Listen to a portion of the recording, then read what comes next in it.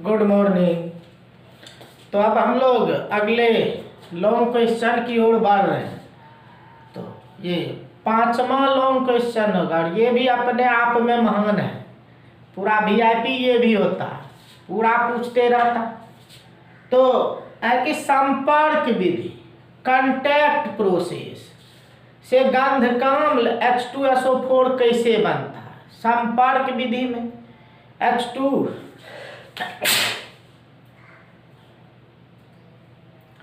कहता संपर्क विधि में H2SO4 कैसे बनता है और सल्फेट आयन का टेस्ट कैसे होता है। तो जब भी पूछता है, ये पूरा क्वेश्चन पूछता है कि संपर्क विधि में H2SO4 कैसे बनता है और SO4 माइनस माइनस अर्थात सल्फेट आयन का टेस्ट कैसे होता है। तो ये क्वेश्चन आपका है, क्वेश्चन नंबर 5 कहते हैं। क्वेश्चन नंबर 5 कहते हैं संपर्क विधि से H2SO4 बनने के विधि का वर्णन करें। और इसी में SO4 माइनस माइनस आयन का टेस्ट कैसे होता। तो ये भी आपका लॉन्ग क्वेश्चन है। लॉन्ग क्वेश्चन 5 मार्क्स के। इसमें भी हम लोग को पहले थ्योरी देखना पड़ता है। हम लोग थ्योरी देखते हैं। ये देखो थ्योरी। तो थ्योरी में क्या करते हैं, SO2 गैस लेते हैं।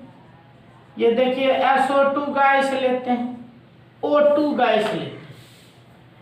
तो SO2 गैस लेते हैं, O2 गैस लेते हैं। ये शुद्ध एवं शुष्क लेते हैं।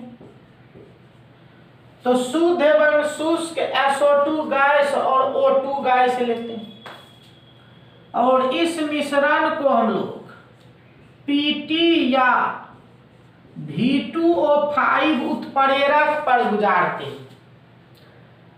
तो ये जो संपर्क विधि है कांटेक्ट प्रोसेस है, इसमें उत्प्रेरक होता है PT या V2O5 उत्प्रेरक 450 डिग्री C पर गुजारते हैं। और 450 डिग्री C पर गुजारते हैं ना, तो ये मिल के आपको SO3 बना देता है। तो इस तरह से देखिए SO3 बना देता और साथ ही साथ ऊर्जा निकलता है। तो देखो क्या किए, शुद्ध एवं शुष्क SO2 गैस और O2 गैस लेते हैं। इस मिश्रण को PT या V2O5 उत्प्रेरक पर 450 डिग्री C पर गुजारते हैं और गुजारते हैं ना, तो SO3 प्राप्त होता है। साथ ही साथ ऊर्जा निकलता है और ऊर्जा निकलता है। तो अब देखिए ये रिएक्शन उत्क्रमणीय है, रिवर्सिबल है। आयतन में देखो 2, एक 3 आयतन इधर है, इधर 2 है, इधर 3 है, इधर 2 ही है। आयतन में कमी हो रहा। और देखिए ये ऊष्मक्षेपी है, इसीलिए ली चेटेलियर्स प्रिंसिपल में कहा गया, ले सातेलिए के सिद्धांत में कहा गया कि चूंकि ऊष्मक्षेपी है इसीलिए कम ताप चाहिए, तो कम ताप होगा। और आयतन में कमी हो रहा है इसीलिए ये अधिक दाब होगा। तो इस अभिक्रिया के लिए उपयुक्त स्थिति जो हुआ, उपयुक्त स्थिति हुआ कम ताप और अधिक दाब, ली चेटेलियर प्रिंसिपल के अनुसार। क्यों जी, तो चूंकि ऊष्मक्षेपी है और जब ऊष्मक्षेपी होता है तो कम ताप चाहिए और आयतन में कमी होता है तो अधिक दाब चाहिए। तो हेबर विधि में भी यही था, कम ताप और अधिक दाब। इसमें भी लिखेंगे हम लोग कि चूंकि अभिक्रिया उत्क्रमणीय है, ऊष्मक्षेपी है और साथ ही साथ अभिक्रिया के फलस्वरूप आयतन में कमी हो रहा। इसलिए ली चैटेलियर प्रिंसिपल के अनुसार जो उपयुक्त स्थिति होगा कम ताप और अधिक दाब। तो इस तरह से देखिए हम लोग क्या किए, SO3 बना लेते हैं।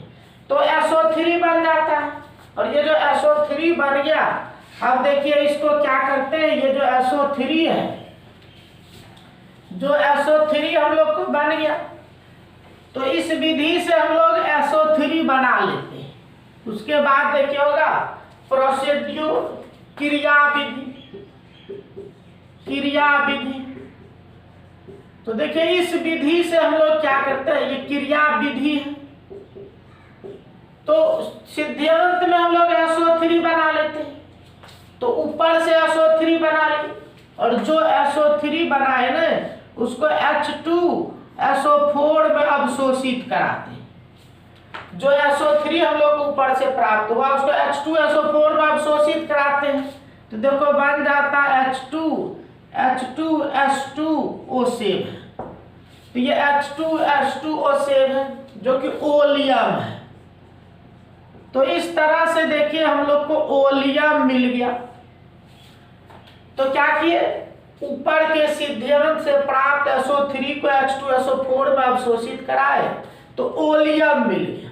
और ये जो ओलियम है जी, ये जो H2S2O7 है, इसमें उपयुक्त मात्रा में वाटर मिला देते हैं। और उपयुक्त मात्रा में जब वाटर मिला देते हैं तो इस तरह से देखिए हम लोग को सल्फ्यूरिक एसिड मिल जाता है। तो सल्फ्यूरिक एसिड हम लोग को मिल गया। तो लेकिन देखिए है क्या कि यहाँ यूज किए थे 1 लीटर, यहाँ देखिए दुगुना बन गया। और ये 96 से 98% शुद्ध H2SO4 बन जाता है। तो इस तरह से आप H2SO4 संपर्क विधि में बना सकते हैं। सिद्धांत से हम लोग SO3 बना लेंगे, उस SO3 को H2SO4 में अवशोषित करेंगे, ओलियम बन जाएगा। उस ओलियम में उपयुक्त मात्रा में पानी मिला देंगे तो आपको 96 से 98% सल्फ्यूरिक एसिड प्राप्त हो जाएगा। तो यही था संपर्क विधि से H2SO4 बनाने की क्रिया विधि विथ केमिकल रिएक्शन। तो केमिकल रिएक्शन के साथ हम लोग देख लिए कैसे बनेगा H2SO4। अब देखिए टेस्ट करना हम लोग सल्फेट का टेस्ट करना।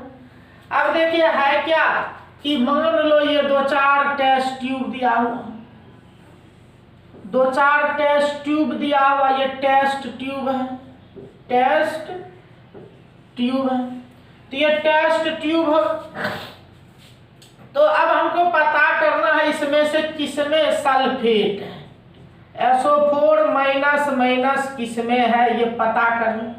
मान लीजिए ये 4 टेस्ट ट्यूब है, तो किसमें SO4- है ये पता करना। तो देखो इसको पता करने के लिए हम लोग क्या करते हैं, सब में BaCl2 बेरियम क्लोराइड लेते हैं। BaCl2 बेरियम क्लोराइड की कुछ मात्रा इन सभी में दे देते हैं। ये सभी में बेरियम क्लोराइड की कुछ मात्रा दें। ये जो बेरियम क्लोराइड है BaCl2 इस सभी में कुछ मात्रा दे, और सब में जब बेरियम क्लोराइड की कुछ मात्रा दे दिए तो देखिए क्या होगा, कोई एक होगा जिसमें ये व्हाइट PPT बनेगा, ये व्हाइट PPT। तो व्हाइट PPT बनेगा जी, श्वेत अवक्षेप। तो कहीं मान लीजिए व्हाइट PPT बन गया, श्वेत अवक्षेप बन गया, और श्वेत अवक्षेप बन गया तो BaCl2 बेरियम क्लोराइड दिए, ये व्हाइट PPT बन। और जब व्हाइट PPT बन गया तब उसमें क्या करते हैं, ये तनु HCl या तनु HNO3 इसमें से कोई एक देते हैं। तो तनु HCl या तनु HNO3 देने पर अगर ये अघुलनशील रहे, घुले नहीं, तो जब घुले नहीं तो आप निश्चित रूप से कह सकते हैं वहां सल्फेट है। तो इस तरह से देखिए सल्फेट का परीक्षण हो जाता है। तो जो भी टेस्ट ट्यूब देगा आपको सल्फेट पता करना रहेगा। तो सब में पहले बेरियम क्लोराइड देते हैं, और जब बेरियम क्लोराइड दीजिएगा तो व्हाइट पीपीटी बनेगा, श्वेत अवक्षेप बने।